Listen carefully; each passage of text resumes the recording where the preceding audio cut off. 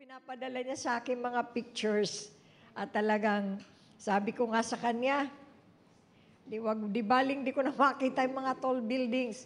Makita ko lang yung mga nature na yan na kagaganda naman talaga. Hallelujah. Ang Diyos, our God is a God of beauty. Amen? Ano man ang mga dinadaanan natin, as far as heavens is concerned, lahat ng ito may dahilan. Kasi sabi ng Romans 8:28, at the end of the day, ang mga trials natin will be turned into blessings. Magre-review lamang po tayo sa nakaraan po natin, and I hope to finish itong ating pag-aaral tungkol sa altar. Because tamang-tama din naman sa pagtatapos natin sa altar na ito, baka within the week, by Wednesday or Tuesday, I am invited to Escalante, Pastor Nick, para ihandog ang house of prayer. So, inimbita ko ni Tita mga lahat kapital yung salitang inviting. Yun lang ang mga kapital siguro. Di lang niya masabi, please come. Basta ang sabi lang niya, I am inviting you to sa dedication po ng House of Prayer, the very first House of Prayer in Escalante. God is good. Amen? So, review lamang po, we started out with yung 4 altars. We started out with Calvary altar, the greatest altar. Then also, meron po tayong church altar. And then we also have yung walking altar na dito po tayo tumagal. But today, I hope to finish yung open ground altar or the prophetic altar. Pero sa ating pagre-review, start lamang po tayo ng, dito po sa walking altar, meron po tayong tinatawag na mga 5 covenants. We have the blood covenant, which is, sabi nga ni Catherine of Siena, sabi niya, she's called the prophetess of the precious blood. Na wala naman talaga tayong faith. Dahil sabi niya, our faith is a bloody faith. It stems from the cross of Calvary. Lahat po ng pananampalataya natin nanggaling po sa ginawa ni Lord sa cross of Calvary. I was hoping to share, kasi since yung buwan ay Women's Month, bigyan natin ng parangalan mga kababaihan. Purihin ang Diyos. Happy Women's Month. Amen?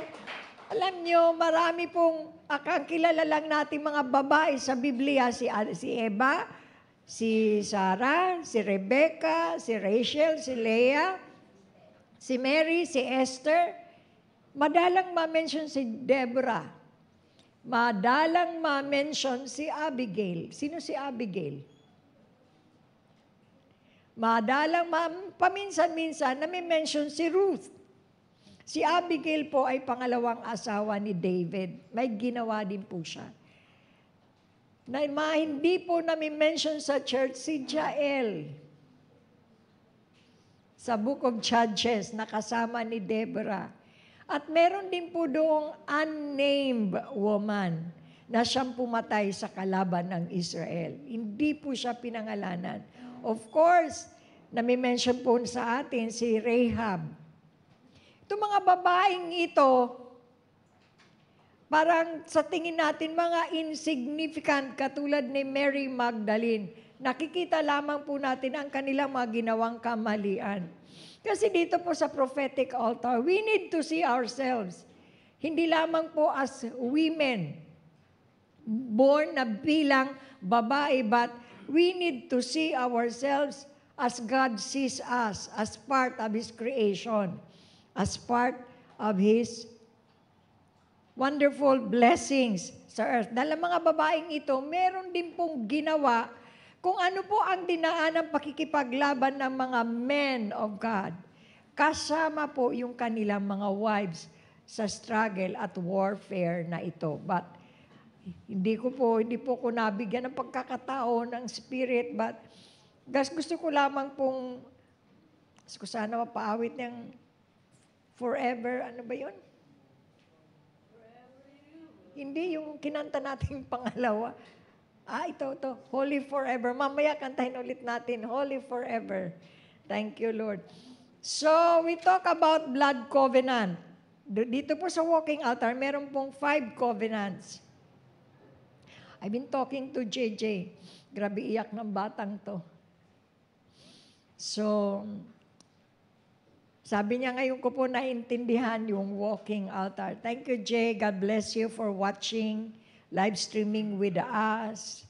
But today, I hope you will understand more yung situation mo. Because yung prophetic altar po, i-relate po tayo sa mga sitwasyon that are beyond our ability to solve. Pinaalaw po ni Lord ito. So dito po sa walking altar, meron tayong blood covenant which speaks of worship. Service. Kasi lahat ng maglilingkod kay Lord, lahat dumaan po sa, pag magsiserve din po sa Kanya, dumaan po sa Gethsemane, dumaan po tayo sa Calvary. So gusto kong mailagay, ano ba yung nais ni Lord mangyari sa atin dito sa blood covenant? Pakikipagtipan ni Lord sa God wants to raise up a bond servant dito pa lamang po sa blood covenant na ito. Pakilagay mo, andyan na ba, anak? Sorry, di ko na isulat, sira yung computer ng anak ko. But yung bond servant po is doulos in Greek, which means one who gives himself to another's will, whose service is used by Christ in extending and advancing His cause among men. So yung pagkakatawag sa atin ni Lord, sabi nga ni Jay, Pastora, lahat ng naririnig kong mga prophets ngayon, they're talking about war. Na may warfare. Pero kasama po sa ating prophetic altar ay ang isang katanungan. Are you still having that warfare or you have this understanding that your war is over? Because when you are seated with Christ in the heavenly places, your war is over. Asan ba ang kaaway sa heavenly places? Wala. Because your enemy is now under your feet. Amen? Wala ka ng kalaban. But the church, sabi nga, ang church lagi ngayon is involved into warfare. So, ang bondservant na ito, ang nais po ni Lord, sabi po, ang bondservant na ito is one who chooses to be yoked with Christ. An individual who has decided no matter what the cost to pay loyalty to the King. Yung desisyon po natin na si Lord lamang po ang ating paglilingkuran. Ano man ang ating mga danasin, ano man ang mga, no matter what it cost. Okay? So, sabi nga ni Mike Bikel, God wants you to be a lover and He wants you to be a working lover. Nais ni Lord, mahal natin siya, pero naglilingkod tayo sa Kanya, gumagawa tayo sa Kanyang ubasan. Then we have also the salt covenant. The salt covenant is witness. Yung sinabi ni Lord, I will be with you until the end of the world. Sabi ng Isaiah 43 verse 2, pakilagay nyo nga anak, Isaiah 43 verse 2, di na nila mahabol. Sorry mga anak, magkukumahog kayo ngayon, late ko na nabigay yung aking notes. Pakilagay mo na lang anak sa Isaiah 43 verse 2. Yung sinabi ni Lord, when you pass through the waters, I will be with you, and through the rivers they shall not overflow you. When you walk through the fire, you shall not be burned, nor shall the flame scorch you. Yung word po na when, in Hebrew, is haya. Meaning a predetermined route. A predetermined course. Nakaplano na ito sa lakad mo. Whether you like it or not, everyone will go through. Okay? Then, sabi ni Lord, Sige na, anak. Nahuli na. Okay, salamat. Pero okay lang. Then ang sabi niya, thank you. So the word when in Hebrew is haya, which means a predetermined course. A set path. Nakahanda na sa iyo yan. Dapat handa rin po ang puso natin. Next, yung word na waters. The word when sabi ni Lord, when you go through the waters, I will be with you. Waters in Hebrew is mayim, which speaks of danger, of violence. Yung mga transitory things, yung mga pagbabago sa buhay natin. Pero meron at the end of all these things, meron namang time of refreshing. Sa lahat ng mga dinadaanan nating trial, sabi ni Lord, I am with you. So ito pong yung ating pong salt covenant is yung witness of the Lord. Na anuman ang daanan natin, kasama natin siya. Sa pagsubok, andoon siya. And then sabi niya, and when you go through the rivers, they shall not overflow you. The word rivers, different po siya from waters. The word rivers in Hebrew is nahar, which means stream, prosperity, to sparkle, to be cheerful, to flow, meaning, hindi lahat po ng pinagpapala ng Diyos nagiging masama. Dahil ang sabi ng Malakay, yung mga blessing mo naging curse na. Kasi meron pong pag pinagpala, nakakalimutan siya. Pero ang sabi ni Lord, because I am with you, when I prosper you, when you enjoy the blessings of prosperity, your prosperity will not destroy you. Amen?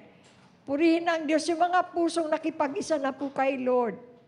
Hindi po tayo sisirain ng blessing natin. Hindi po tayo sisirain ng mga pagpapala natin. Hindi po tayo sisirain ng mga promotion natin. Amen? To sparkle, lagi po tayong magliliwanag. Then sabi po, when you go through the fire, when you walk through the fire, you shall not be burned. The word fire means when you are under God's judgment, hindi ka pa rin niya pababayaan. Because the judgment of God, kala natin kasi yung word na judgment ay laging negative.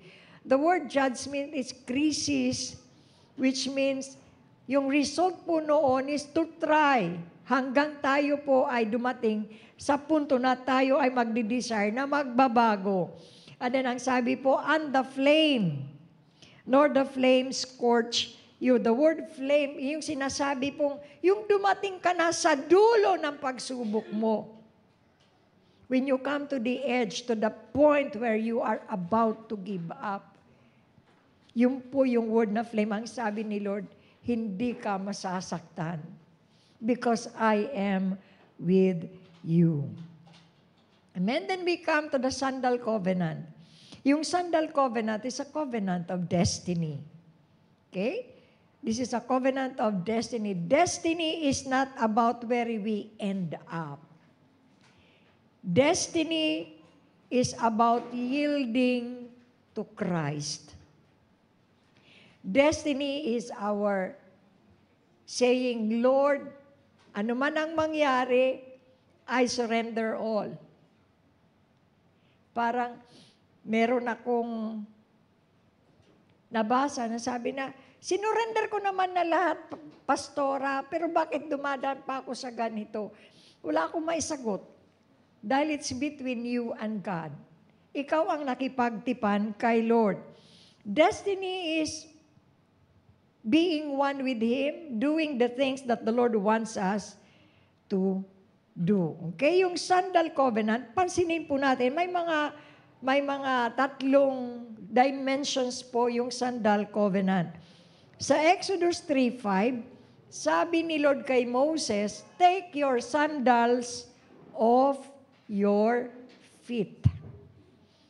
Take your sandals, plural, off your feet. Yung word po na sandal dito is naal or nal, which means a sandal tongue.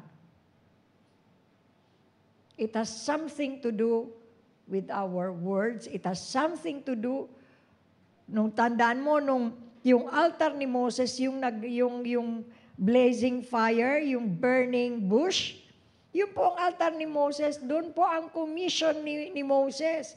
At sabi ni Lord, take the sandals off your feet, for the place where you stand is holy ground. So ang sabi ni Lord, the word also sandal means to enclose, to lock up, to shut up, to fasten. Na sinabi ni Lord, take your sandals. Mula ngayon, Moses, when you said yes to me, mula ngayon, yung iyong magiging daan ay makipot na. You will no longer go where you want to go, but you will go where I lead you. Kaya sabi po ni Lord, narrow is the way that leads to prosperity. Because the word prosperity does not mean money. The word prosperity means to enable. Bigyan tayo ni Lord ng kakayanan na gawin kung ano po ang nais ipagawa niya sa atin. Amen? Kasi pag sinabing prosperity, akala natin lahat pera. Hindi po. Giving us the ability to do things. I can do all things through Christ. So, yung sandal po na ito, binigyan ni Lord si Moses. Moses, mababago ang iyong pagtanaw. Dalang sabi ni Moses, Lord, bakit ako? Di ako magaling magsalita. Yung kapatid ko na lang si Aaron. Sabi ni Lord, sige, pagbibigyan kita, si Aaron ang gawin mong high priest. Okay? May pangalawang dimension. Sa Joshua 5:15, sabi niya kay Joshua, take your sandal off your foot. Bakit isa na lang? Kay Moses, 2 sandal pinahubad. Because Moses will be leading all Israel to a new beginning. Moses will lead Israel through to the wilderness. Pero kaya 2, total na pagbabago, pag-iwan sa iyong nakaraan. Kaya sinabi ni Lord kay Joshua, take your sandal off your foot, isa lamang po because dumating na po sila sa promised land. At yung sandal po dito speaks of occupancy. Amen. Kay Moses 2, new beginning. Kay Joshua, isa na lang, to occupy the land. Kaya pag bumibili kayo ng bahay, no? Merong mga tradisyon na gano'n, no? Yung isang sapatos, sabi nga, itatapon mo doon. May pangatlong dimension din po ng sandal. Sa Ruth chapter 4, verse 8, yung sinabi pong natandaan mo si Naomi, bumalik sila sa Bethlehem, nang kasama na si Ruth. Si Naomi po ay isang balo, si Ruth po ay kanyang manugang. Bumalik na po sila sa Bethlehem kung saan narinig po ni Naomi na meron na pong dumating na tapos na ang tagtuyot sa land at nagsuwasagana na ang Bethlehem. So when they went back to Bethlehem, naalaman ni Boaz na, alam na ninyo ang kwento tungkol dito, si kay Ruth, naalaman ni Boaz tungkol kay Naomi. So nais po ni Boaz maging kabahagi muli ng pamilya niya si Naomi. At mabili po lahat muli ni Boaz yung mga lupain ni Naomi na ibinenta niya nang umalis siya sa Bethlehem years before. So meron pong isa pang kamag-anak na mas malapit kay Naomi kaysa kay Boaz na pinatawag niya, ang sabi niya, you have the right to redeem. Bilhin mo muli ang mga lupa ni Naomi para ang mana ni Naomi ay hindi maputol sa kanyang pamilya, manatili kay Naomi ang kanyang inheritance. Sabi ng kamag-anak na ito, sabi ng lalaki, okay, bibiling ko yung mga ari-arian na ibinenta ni Naomi. Pero ang sabi ni Boaz, may kondisyon. Before you are able to buy back, to redeem the land that Naomi sold, you also have to marry Ruth. Sabi ng kamag-anak, ay hindi.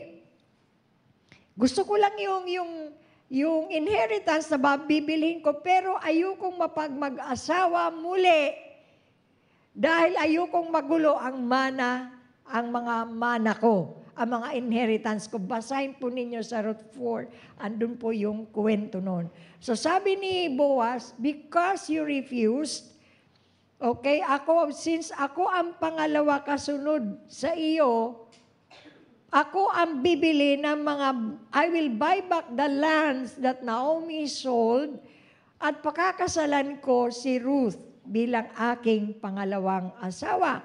So, ginawa po ni Boaz, binili yung mga lupa, binayback po niya, niredeem niya, at pinakasalan niya si Ruth. Sa harap po ng maraming witnesses na mga elders ng bayan, at ang kanilang mga kamag-anak, at ang naging exchange po, naging sign po, naging confirmation ng kanilang redemption na ito ay, sabi po sa verse 8, yung kamag-anak na yun took off his sandal and gave to Boaz. So binigay niya yung hinubad nung kamag-anak na yun, yung kanyang sandalyas, at ibinigay kay Boaz, pagpapatunay na wala na siyang karapatan sa mga ari-arian ni Naomi. So, una, yung sandal speaks of new beginning, new walk. Pangalawa, yung sandal po speaks of occupancy. Pangatlo, yung pangako ng Diyos, yung tipan natin, na ito po, you have been redeemed by the Lord. Amen? Kaya, pag may nagbigay ng sapatos, bayaran nyo. Dati naman meron, kahit piso ba? Diba? Kahit bayan 5 piso, basta bayaran mo. Kasi you are, parang sinusurrender mo din. May sinusurrender ka doon sa pagregalo ng sapatos. Di ko na masuot lahat. Pero salamat sa mga nagregalo. So, ang Sandal Covenant, mahalaga din po sa journey nating ito, sa kasama po sa walking altar. Now, we'll come to the prophetic altar. Prophetic altar, an open ground or prophetic altar. Ang prophetic altar is where the Lord leads us through situations that are beyond our ability to solve. Mga sitwasyon na hindi po natin kayang masolusyonan. Sino ang dumaan na sa ganyang mga sitwasyon? Sa Old Covenant, sabi po, wag nating pakikinggan ang sarili natin, lalo na ang puso natin, dahil ang puso daw natin ay mandaraya. Sabi ng Jeremiah 17:9, the heart is deceitful above all things and desperately wicked. Sa Old Covenant po yun. Pero dito po sa New Covenant, purihin ang Diyos, God writes His laws upon our hearts. Ang mga batas ng Diyos, isinulat niya sa ating mga puso. Kaya kung tayo po ay nakakagawa ng mali, andun agad yung convicting power of the Holy Spirit. Pag meron pong conviction na binigay sa atin ng Holy Spirit, repent ka kaagad. Kahit paulit-ulit yun. Kasi pagpapaalala na we offended the heart of God, repent tayo agad. Kasi pag pinabayaan mo yun, tumitigas na ang puso mo at ayaw mo nang mag-repent. Iniisip na lang natin yung kamalian natin ay tama. Okay? So, ang sabi po, we have the Holy Spirit in us to convict us. Colossians 1:27. Pakilagay mo nga, anak. Colossians 1:27, Christ in you, the hope of glory. Christ in you, the hope of glory. Isa pa po yan. Yung Kristong nasa atin. Yung pag-asa natin na makarating po, yung word na glory po is to enjoy the presence of God. The word glory means to be one with Him. Rooted and built up in Him. And established in the faith as you have 127 na, 127. Thank you. Abounding in it with thanksgiving. Laging nagpapasalamat ang ating mga puso. Colossians 1:27. To them God will to make known what are the riches of the glory of this mystery among the Gentiles, which is Christ in you, the hope of glory. Sabi po, yung Kristo, to those who are still waiting for the coming in the clouds ng Christ na ito. Anong tawag po dito sa 127? They are called the Gentiles. Among the Gentiles, the unbelieving believers. Why? Di ba natin mapaniwalaan that Christ is in us? Kaya ito po ay isang misteryo, ito ay isang hiwaga that Christ now dwells in us. The reason He is dwelling, sabi nga po ni Catherine of Siena, in the power of the indwelling Christ. Napaka makapangyarihan ang Kristong nasa atin. Then also, may pangako si Lord, yung great promise that He will not leave us through every situation. 1 John 4:4. 1 John 4:4, you are of God, little children, and have overcome them. You are of God, little children, and have overcome them. Ano yung na-overcome natin? Tinuldukan na anuman ang mga sitwasyon na dadaanan natin. Kaya nating mapagtagumpayan na lang. Sabi ni Lord, I have overcome them. And you also will overcome. Kaya lamang po tumatagal tayo sa mga sitwasyon natin dahil ayaw natin bitawan para hubang meron kang pupuntahan, may opportunity ka to go somewhere else. Kaya lang sarado ang pinto. Ano ba ang tinitingnan mo? Yung closed door?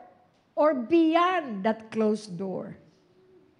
Kaya po imposible kasi nakatingin po tayo, nakafocus po tayo doon sa sarado, doon sa closed door. But if we come, yung sabi po yung Christ in us will lead us into all truth. There is something beyond, greater beyond that closed door. Huwag po nating tingnan ang mga trials po natin, mga testing po natin, na mga saradong pintuan. Because God will come to that later. Sabi ni Lord, you have overcome them because He who is in you is greater than he who is in the world. The one who is in you is greater. Dahil siya po ay greater, is there something impossible for you? Meron po bang imposible para sa atin? Kasi po ang nangyari, we are always judging ourselves by our failures, our pain, yung ating mga brokenness.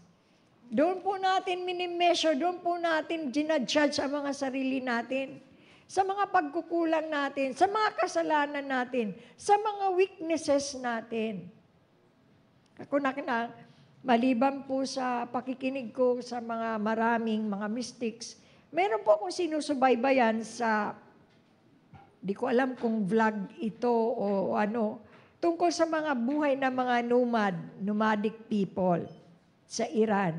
Meron po doon, hindi ko alam kung totoong kwento, pero totoo siguro, no? Kasi parang vlog siya eh. Na itong engineer na ito, kilala po siya sa lugar nila, Kasi matulungin po siya. Para bang may nanghihingi nga sa kanya, pag humingi ay ganito. Bigyan mo ko ng malaki. Kung magbibigay ka lang, wag mo kang bigyan ng maliit. Bigyan mo ko ng malaki. Sa loob-loob ko, manghihingi ka na nga lang. Gusto mo malaki ka, magkano gusto mong. Then may binigyan po din, sabi po nabigyan na siya ng pera. Ang sabi pa nung lalaki to sa kanya, bili mo rin pamilya ko ng bigas at karne. Sabi ko, ibang manghingi ito. Pero I remember, nung sinabi ni Alexander the Great, one time may humingi po sa kanyang isang pulubi. Humingi po ang pulubi kay Alexander the Great ng something big, something great, na parang mayayanig talaga ang palasyo. So ang sabi ni Alexander doon sa tao, go to my treasurer. So pumunta sa treasurer yung may hawak na mga treasures po ni Alexander at hindi po maibigay ng treasurer na yon yung hihiningi ng pulubi because yung hinihingi niya ay napakalaki. So itong treasurer went to Alexander at sinabi niya, hindi ko maibigay yung hinihingi nitong taong ito dahil sobrang laki. Anong sabi ni Alexander the Great? Give him what he is asking. Because he asks of me and he treated me like a king. He asked me like I am a king, so I will give to him like a king. Amen. Kaya kung manghingi tayo sa ating tatay, humingi na lang tayo ng malaki, wag nang maliit, because the one who is in you is greater than the one who is in the world. God sees us differently. He sees us as someone He redeemed. He sees us as someone He healed. He sees what He has dreamed for us. Purihin ang Diyos. Now, prophetic altar is when God leads you to your wilderness. Si Jesus nga, lagi po siya, sabi mababasa natin sa Gospels, He would always go to, parang sabi po, a deserted place. In another word, yung deserted place is wilderness. Ano po ang purpose ni Lord? Hindi lamang to pray. Na pumunta siya sa wilderness not just to pray but to enhance, to protect His connection to His Father, to be drawn closer to the Father. So one of the characteristics of the wilderness is to experience newfound openness with God. When we go through our wilderness, God has something in mind. Yung wilderness po, in Hebrew is midbar, which means uninhabited land, or it also speaks of our wilderness. Pwede kang nasa magandang lugar, pwede kang nasa mall, pero yung mga sinasabi mo ay salita ng nasa wilderness. Ano yun? Yung para bang nakikita mo na lang ay puro mga hayop. Puro na lang, wala kang makitang maganda. Yan po ay isa sa mga wilderness natin. So, yung wilderness na ito, wala pong pwedeng tumulong when you are going through your wilderness. Dahil ang sabi po ng Hebrews, we need to encourage ourselves in the Lord. When you are going through a situation, minsan ang hinihiling lang ng mga kapatid natin, tagapakinig lang. Yung humihingi ng counseling, hindi naman talaga counseling ang hinihingi nun eh. Kasi pag kinounsel mo, sabihin, alam ko na yan. O di ka naman pakikinggan. Minsan ang gagawin lang niya, ang hinihingi lang niya, yung trash can, mga garbage basket, yung tagapakinig lang ng kanyang problema. Alam mo, gift yun. Yung may pasensya ka na makinig lang. Meron ba dito sa Jalsin yan? Nakapakinig lang. Tayong gift yan, anointing yan. Kasi hindi lahat ng tao ay may anointing na ganyan. Amen? Sabi ng Matthew 18:11, pakilagay mo nga anak, Matthew 18:11, one purpose of the wilderness. For the Son of Man has come to save that which was lost. Malinaw po, to save that which was lost. Hindi po sinabi dyan, to save that was lost. Ano po ba yung nawala, which was lost? Ano yung nawala sa atin? Yung connection sa tatay natin sa garden. Because when Adam and Eve sinned, they were sent out of the garden. Ang unang nawala sa kanila, yung connection to be in the presence, to be in the Shekinah glory of God. Hindi lamang po yung connection with the Father, but also yung dominion.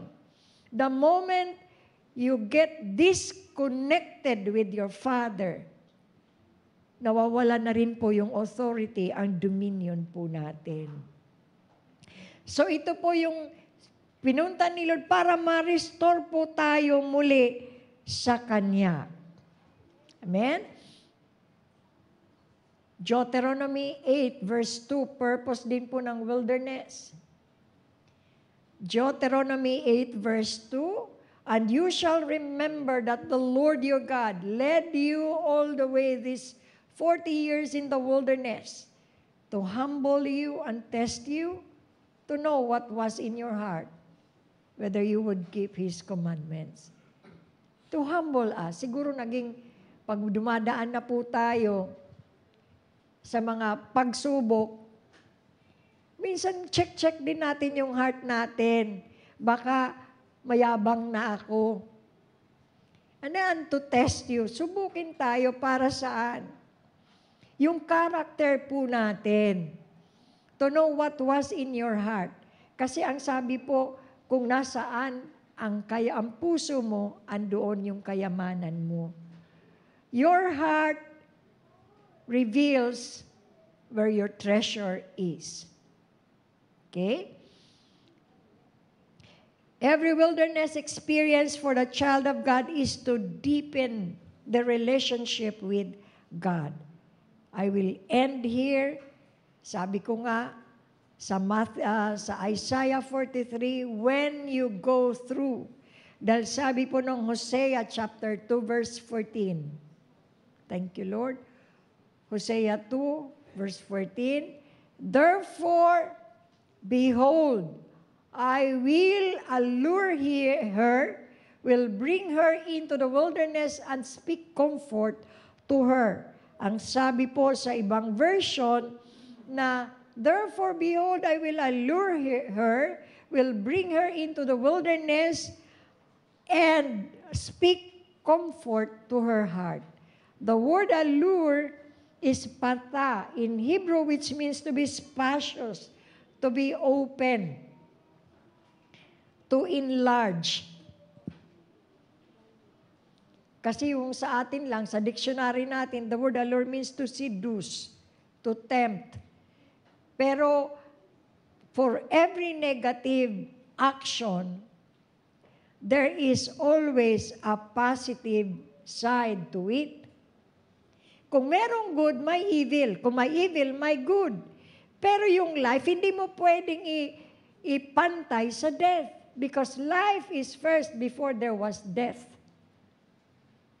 Amen? So the word allure, to seduce, means to enlarge. Para palawakin tayo, maging matatag po tayo. Kaya kung dumadaan ka sa maraming pagsubok, pinapatibay lang ang mga spirito natin at pinapalawak lang ang ating inheritance. Amen? Glory to God. Actually, the word, yung pong when you are being tested, it means promotion. Hallelujah. Then in verse 15,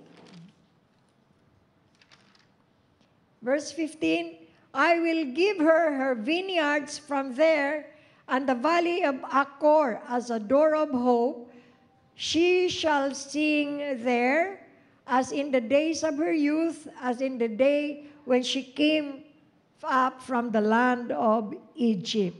Ang ganda, no? Sabi ni Lord, pag dumaan na siya dahil na-expand na siya, bibigyan ko siya ng mga vineyards, mga negosyo, mga pagkakakitaan, yung iyong mga kayamanan. Sabi ni Lord, bibigyan ko siya ng kanyang, doon ko bibigay yung mga vineyards sa kanya. And the valley of Achor means heartbreak valley. Yung trouble, hindi tremble. Sorry, trouble. That's trouble, not tremble. So, valley of Achor means heartbreak valley, puri ng Diyos.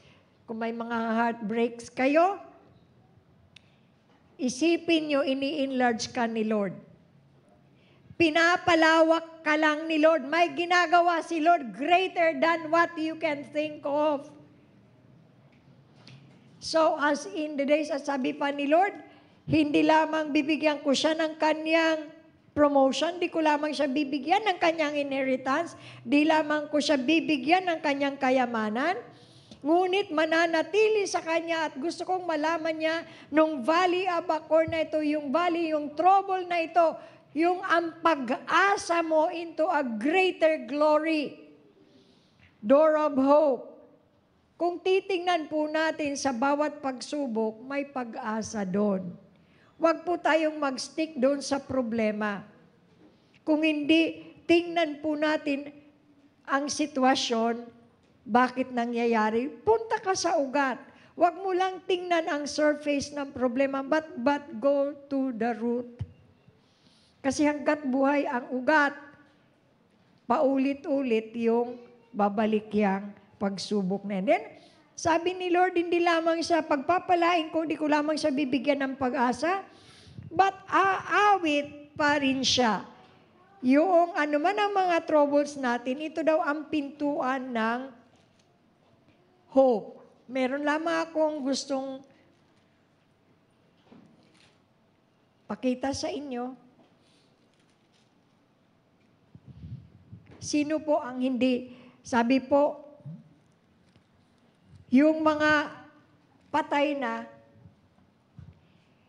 isang karakter ng taong patay na, yung nawala ang kanyang pag-asa. Kaya kung umaasa ka kahit 10 taon na yan hindi dumarating, huwag mawawalan ang pag-asa dahil may pangako ang Diyos tungkol sa pag-asa na yan. Pakilagay mo anak sa Romans 5 verse 5. Dalawang grace. Grace and blessing, 5:5. Now hope does not disappoint. Hindi ka bibiguin ng pag-asa. Because the love of God has been poured out in our hearts by the Holy Spirit who was given to us. Andito ba sila, Brother Reggie? Reggie ba yun yung mag-asawang teacher? Reggie? Reggie? Andito ba sila? Wala. Kasi itong for 2 days na sa prayer time ko laging nagaan sa vision ko tong kapatid natin. Hindi ko alam kung ano ang sinasabi ni Lord. Okay? So yung mga problema po natin, kung tayo man po ay mga sinusubok, hindi dapat po mawala sa atin yung pag-asa. Amen?